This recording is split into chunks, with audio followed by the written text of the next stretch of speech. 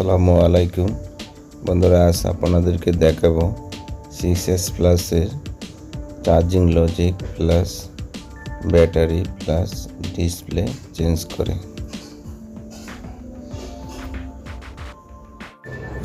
বন্ধুরা, শুরুতে আমরা আগে চেক করে নেব চার্জিং লজিক, ব্যাটারি, ডিসপ্লে সম্পূর্ণ আগে চেক করে নেব সঠিকভাবে কাজ করে কিনা, তারপর আমরা সেট আপ করে দেব।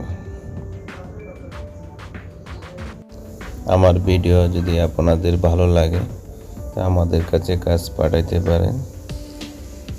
আমাদের কাছে আসার ঠিকানা